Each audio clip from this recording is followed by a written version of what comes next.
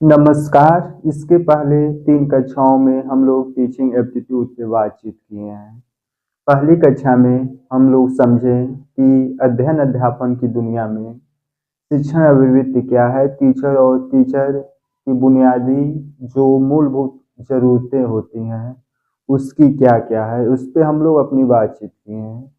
आज की कक्षाओं में हम लोग जब अध्यापक छात्र को जो भी कुछ पढ़ा रहा है तो उसको पढ़ाने में जो विभिन्न प्रकार के सपोर्ट सिस्टम का सहारा लेता, उसके बारे में हम लोग बातचीत करेंगे। तो आज सबसे पहले समझेंगे टीचिंग सपोर्ट सिस्टम होता क्या है। टीचिंग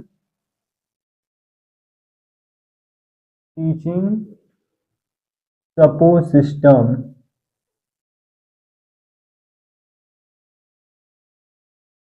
सपोर्ट सिस्टम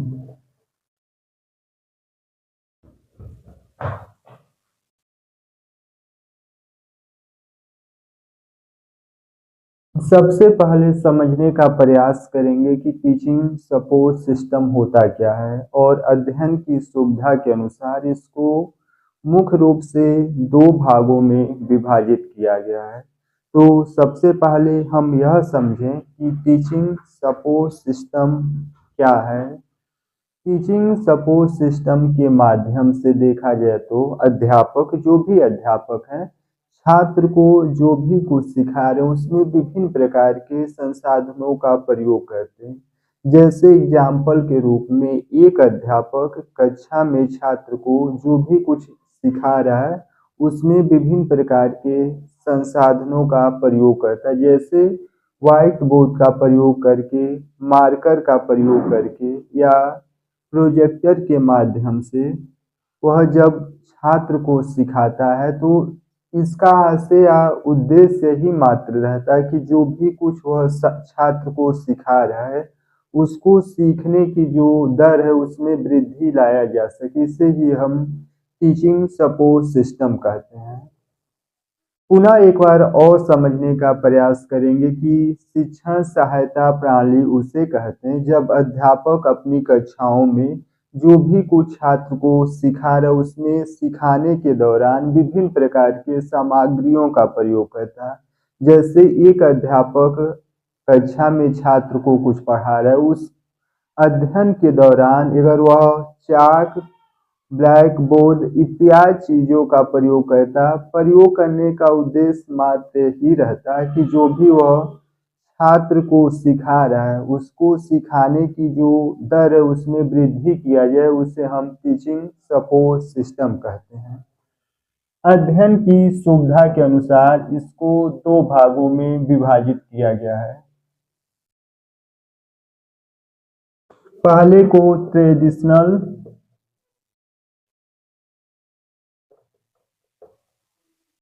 पहले को हम लोग ट्रेडिशनल जिसे पारंपरिक और दूसरे को मॉडर्न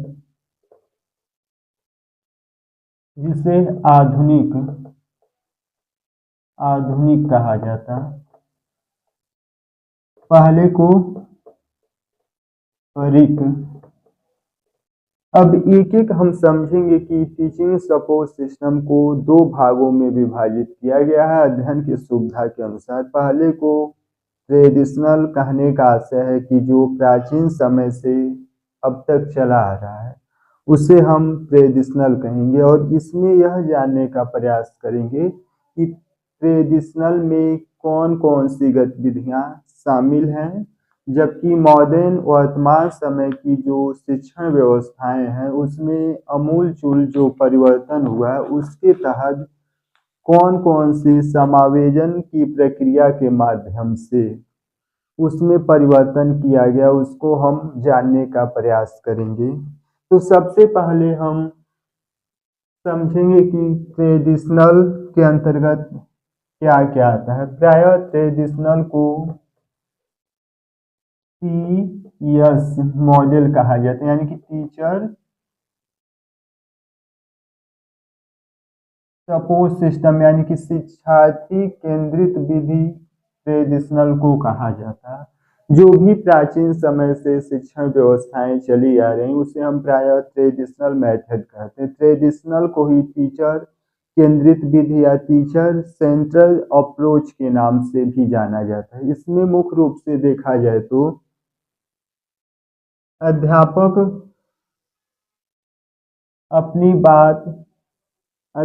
अपनी बात यानी कि छात्रों के सामने प्रस्तुत करते हैं, इसलिए इसे टीचर सेंटर अप्रोच विधि कहते हैं। यानी कि शिक्षण यह प्रायः कक्षा शिक्षक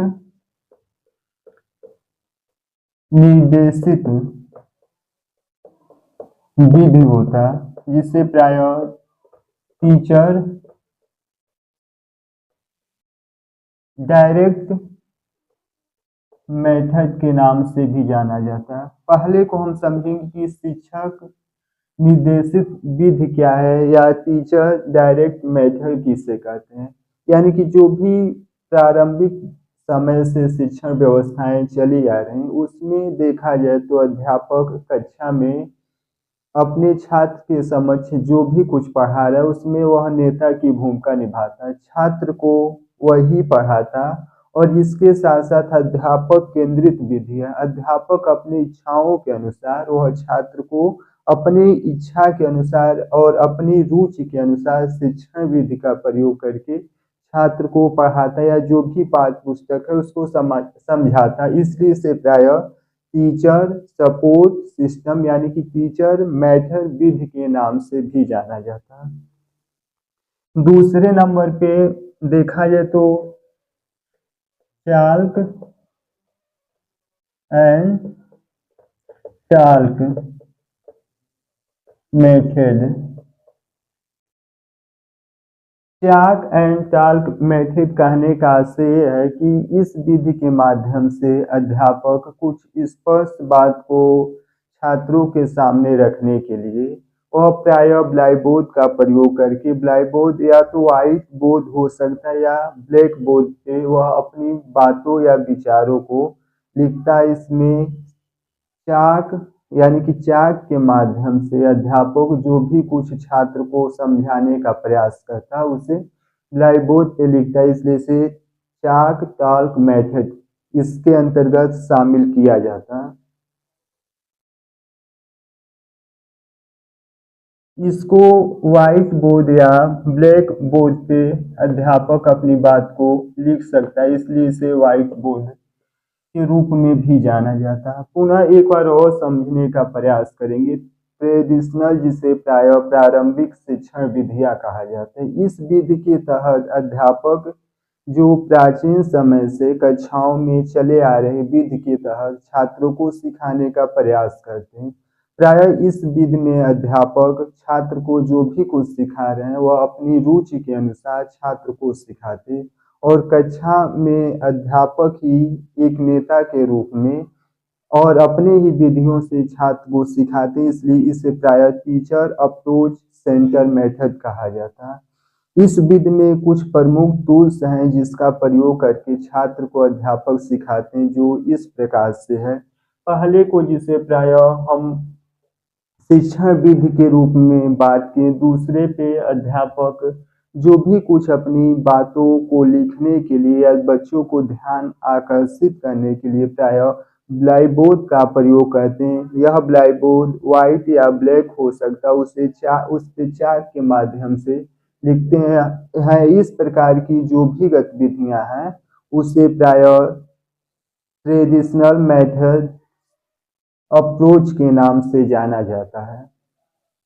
अब हम दूसरे पे बात करेंगे जिसे प्रायः मॉडर्न जिसे आधुनिक शिक्षण विधि के रूप में जाना जाता है। आधुनिक शिक्षण विधि के तहत अध्यापक छात्रों की रुचि के अनुसार, पुनः समझेंगे कि आधुनिक शिक्षण विधि जिसे मॉडल कहा जाता है, इसमें अध्यापक छात्रों की रुचि के अनुसार विभिन्न शैलियों का प्रयोग करके और अध्यापक यह भी स्वीकार करते हैं कि हर छात्र की जो सीखने की प्रक्रिया है वह अलग अलग है, इसलिए छात्रों को ध्यान में रखते हुए विभिन्न शैलियों का प्रयोग करके जब अध्यापक छात्र को पढ़ाते हैं तो उसे हम प्रायः मॉडर्न टीचिंग सेंटर अप्रोच के नाम से जानते हैं। इस शिक्षण विधि की सबसे प्रमुख विशेषताएं ये हैं कि इसमें हर छात्र की जो सीखने की प्रक्रिया है उसको ध्यान में रखकर अध्यापक अलग अलग शैलियों का प्रयोग करके छात्र को सिखाने का प्रयास करते हैं, इसलिए इसे मॉडल शिक्षण विधि कहते हैं।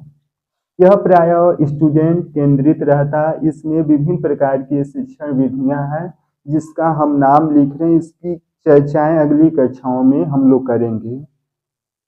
सबसे पहले देख रहे हैं इस विधि में ब्रेन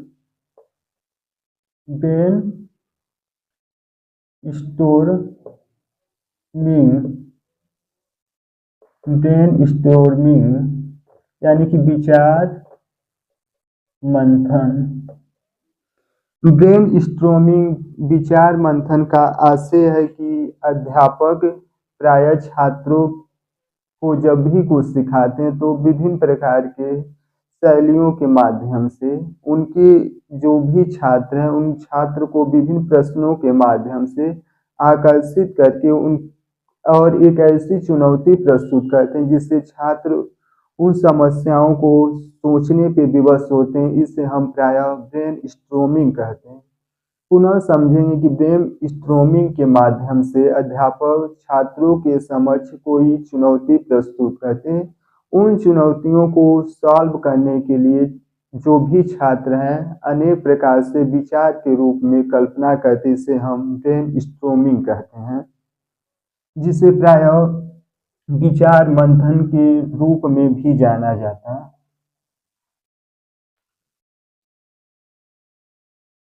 ग्रुप डिस्कशन।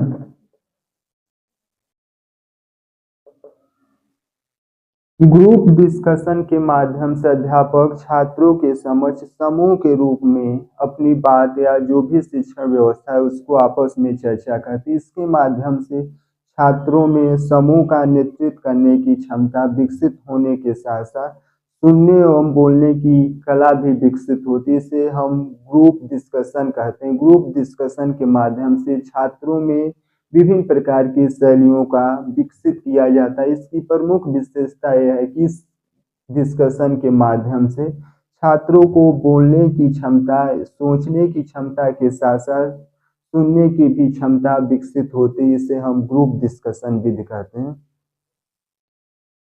उसके बाद देखेंगे तो स्टडी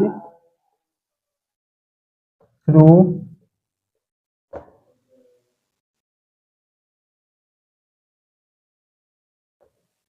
ICT।